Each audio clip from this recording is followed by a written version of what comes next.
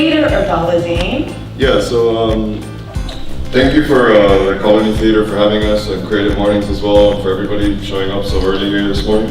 I want to talk to you guys a little bit about a project we started in 2009 called Zine. Is anybody familiar here with zines? How many of you guys are? Okay, so good amount. Great. Yeah, so this slide here, we're going to go into this a little bit later, but I wanted to run into how we began and like our intro and everything. So the theme today is games, right? So when O Miami asked us, like, would you be interested in doing this? I was like, well, I don't know, how do you see us being into this whole topic? She's like, well, you guys are so playful. And I was like, that's really funny. I guess we are, because then we kind of think about what we asked you today was Garfield or Heathcliff. And that kind of is the beginning of our whole journey of becoming a publication here in Miami. So Steve can tell you more about that. Yeah, so the project started in 2009. At the time I was working as an art director for a company called Friends With You. Have you guys ever heard of them? They were awesome, yeah. Give it up for them, man. So at the time I was in the office, I was doing a bunch of creative projects. There were so many creatives around me every day, and it's just so inspiring to be around everybody. And at that time, I feel like there was no project like this going on, so I thought it'd be fun to make a zine. I was kind of stuck on the topic, but I wanted just some central idea or something super approachable. So the first thing, honestly, I thought was Garfield. Everybody knows him, we grew up with him, whatever, blah, blah, blah. We just needed some kind of context to put everything in. So, yeah, that became the first project, which is this. This is our first zine we released here in 2009. So we thought this blended perfectly with the concept of game today. So it's basically, it turned into a drawing game, basically. Everybody pretty much sent each other work, and we all like remixed each other's work. We all kind of helped each page move along. So we thought it'd be fun today for everybody to kind of do the same. We're gonna pass around a handmade zine I made this morning. And we'll start on this side. So what you're gonna do is basically read the page before you and continue the story. So there's extra, if you wanna get more colorful with your creation, come and grab some markers and stuff like that. Yeah, so this artist, or this book in particular is super special to us because in one like swoop we broadened our platform to, I think there was about 40 different artists in there or something like that. From this, a lot of artists that submitted for this book started asking me, when's the next book coming out? When's the next title coming out? So a lot of artists that submitted for this started sending me their own books to publish. So I was like, okay, I guess we're a publisher now, so we're gonna keep starting. And I'm gonna run through some early titles and then some newer stuff we've published that we're super excited about. So you wanna talk a little bit about Laz's? Well, so these are all titles that happened before I came along in this journey. But Laz Rodriguez is a photographer that happens to be kind of friends in our little circle of Miami, and I never got to meet him until I moved back to Miami. And Steve talked so highly about him, and it's interesting. Yeah, he's a Miami photographer. So this is another super important, like all of our projects are super important to us, but this one in particular, this is a friend of ours that I know he has like so much talent, this and that. At the time he had never released, I think he released one other zine with Hamburger Eyes in San Francisco. But he had never really, I felt like, given like any kind of shot to put his work out there. So that made us realize more and more that this could be like a fun platform for our friends and artists and people we look up to.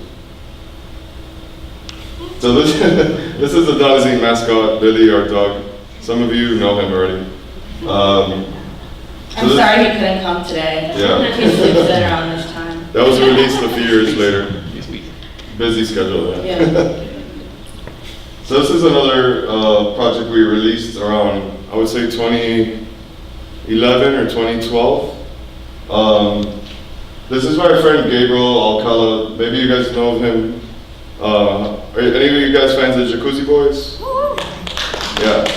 So this is like a running theme. Like we want to just expand our community here in Miami, but we do have other titles that are more global and stuff like that. But that's super important. What we love about Game too is that everyone kind of has, he's the lead singer of Jacuzzi Boys, and they've been able to kind of have his platform already. But he's actually an incredible illustrator, and we've always been like, you need to concentrate on that a little bit more. So just put a zine out there and see what happens. And now he's like casually drawing for New York Times and things like that. Not because of us, because of his talent, but I just think that it's a platform, and for just one thing, you could be actually many things. Yeah. So this is another project that it kind of was like, not one of the first, but like, so this artist, Matt Fury, he's the guy that I looked up to since I would say like high school or so. I know this image probably raises a lot of eyebrows here. So this guy, Matt Fury, created this character. I'm sure you guys have read about this already, but he created this character about 20 years ago, I want to say. Like that's modesty, I think even before. But basically the character was like all about love, and he was in a comic called Boys Town. And the whole comic was revolving about friends and just being playful and positive. And then the image got turned into something that's the exact opposite of that, by extremists and things like this. But this project came to be called Save Pepe, which is, I think it was around 150 artists came together to reappropriate him back to this positive figure that he is. So this is one of those things like I wrote to him, and he wrote back immediately, and he's like, yeah, you guys get it, let's do it. And we were able to release the book and help his cause for his creation. To kind of reclaim his art. Yeah, that's one that people are like, why are you putting this out? But there's a whole story behind it. Yeah. Not everybody knows who Matt Fury is, and that's okay, It's kind of like an illustrator nerd thing. It's to start that conversation. So you should talk about this. This is like our most This is my popular. first zine I ever really made. It's called I Love You, and it's about dogs and love. So when I was introduced to Steve, and he already started to do zines and stuff. So when we're actually in a relationship with him, he's like, you have to make something, and I was just, I don't know, kind of like, I don't know what to make. And I had to start somewhere, so I was like, well, I'm kind of obsessed with like Instagram dogs right now and collecting photos of dogs. So, and I'm like kind of in love right now, so let me just put this all together. So I made this zine called Dogs in Love, or it's about dogs in love, and the cover is handmade by me. It's of a dog's face with googly eyes and felt ears. Which is the most popular book we have by far. So. Currently sold out, sorry. Yeah, we don't have a comic here anymore, but it has like these big ears, like made out of felt on the side, so it's super cool looking. So this is one of our newer books that we published. It starts. This was kind of one of our first like political commentary-ish books that was so like head-on. The artist here is Alex Sobiecki. So this was around like the inauguration last year. The whole thing was she was pulling headlines from the New York Times, the whatever newspaper, and she would find the craziest headlines and just verbatim put them on spreads. So the book was published using, I guess it was made out of like this charcoal paper. So it's meant to be burned after you've read it, or burned before you read it. So it was a fun, playful book there. And she does, if you guys do want it, we do have it online, and she wants everyone to take a photograph while you're burning it and submit it back to her. So maybe it's another project after that. Yeah. So I grew up here in Miami. Lillian's been here forever. Like, I guess you moved here when in? I don't know. Yeah, like you've been here. Yeah, you're in Miami. Yeah. So at the time when I was still working at Friends with You, I was just so happy, like creatively, we were doing like jobs for Nickelodeon, like all this big brand stuff, like art director stuff, like dream job, you know. At the time, the company was moving to Los Angeles, so at that time I was like, I just want to keep going with this, you know. So I moved there in 2013, I would say. 2012. 2012, right? So one of those times, Lillian like visited me, and just so happened that weekend there was the LA Art Book Fair, Any of you guys have any been to printed matter? Yeah. Those are awesome. So those are super important to us. So on this trip, I was like, oh, let's go on like this fun art date or whatever you want to call it. So I've never been to the Printed Matter before. It was the first one in Los Angeles, and I was like, oh my God, is LA always like this? I have to move. It's not, by the way. But they had the Zine area, and I was just like, oh, let's check it out, thinking it's gonna be like a 10-table thing, you know. It was this whole other, like, basically hangar of this area, and it was just so many tables and so many ranges of age and just different views, awesome. And just different people. I mean, I haven't really seen that melting pot, and in any of our platforms of the art world, or I come from the fashion world. Like, you hardly see any of that, and I was just like, we have to do this next year. Like, there's no reason. Like, you're already doing it, so why not take it a step further? So the next year we submitted. Yeah, we got in somehow. Yes. We're very lucky to get in. So yeah, this is our first one. Happened to fall on Valentine's Day when you could get the awesome heart pizza. I think that was your second year. Oh, Yeah. the first image was our first. Oh yeah. They don't know that. So we just fell in love with like the community around that. Like, it was so special to us, and we just saw like a bigger picture there. Yeah, I think the idea of collaboration and everybody wanting to support each other, and then also somehow collaborate, and everything was just so fun, and there was no like, well, we can't do that because it looks bad, or there was none of that. There was no limitations. It's just like, we want everybody to be amazing. We want everyone to have a great platform. There's like no jealousy. There's no like, everybody just wants to like win, especially when it comes to like Printed Matter, where people are like, books are dead and all of that. It's so nice to see something, this community really growing. Yeah, so from the LA ones, we just started doing all the other Printed Matter book fairs. We haven't done SF, but we're going to do it this year. In July. Yeah, we'll see you there. So this is the last New York Art Book Fair. It's a super success. It's just great connecting with other publishers and guests that come to the table and stuff. Oh, that's the book actually there. Yeah, that's my book cover. I love you. So through just having like meeting people at these fairs, we've been blessed to like go overseas as well. We have a friend that like every Tokyo Art Book Fair will ask for a bunch of stuff,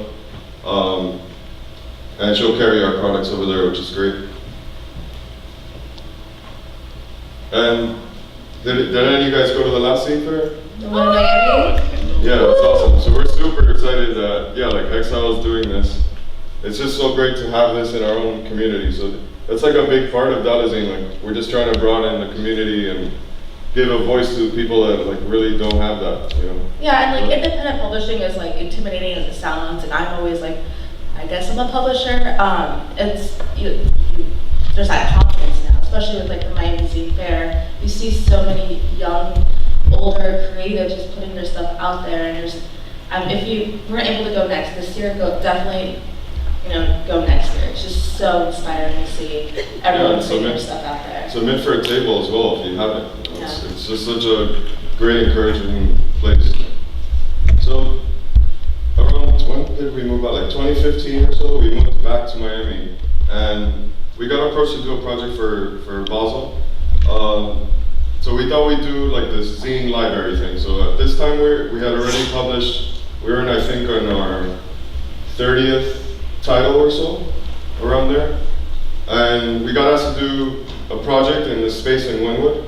We weren't like the biggest fans of Wynwood, but we're like, let's make it cool, like let's make it amazing. I mean, I think we're just so passionate to do anything back in Miami. Being far from Miami, we're like, if you only knew how cool Miami is, because people come by our table and be like, oh, this is happening in Miami. They only think is like this most tourist trap, and it's like, you have no idea how cool Miami is. Like, you have no idea how young, creative it is still, and it's not, it's just, and so it's great to have this platform of going to these like different little cities and showing all these creatives that we have out here. I feel like a big kid.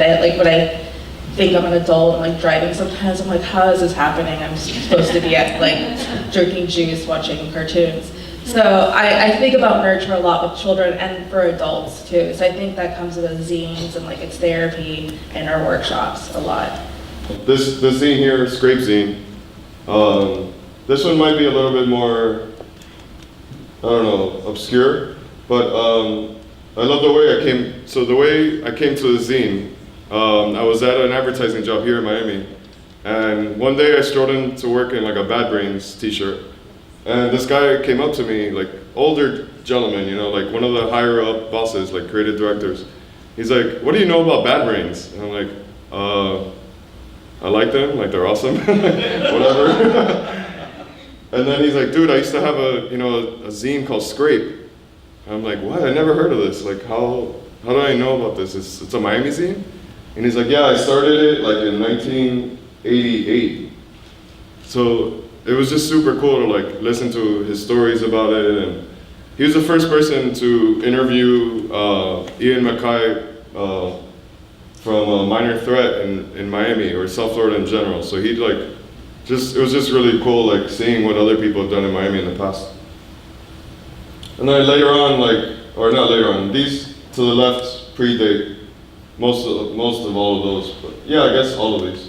We're big fans of Hamburger Eyes, based out of San Francisco, which are just like found photos or photos that fronts are photographers, but they have so many just great books, and they're a little bit pricier than like, but each time I buy one, I'm like, oh, it's like a relic, because I know it's gonna be sold out, I'll never see it again. Like, there's one from like when the Giants won in San Francisco, Yeah, like so all the riots, and I'm really mad I didn't get that zine. So they focus on photography zines that are black and white. So that's all they do.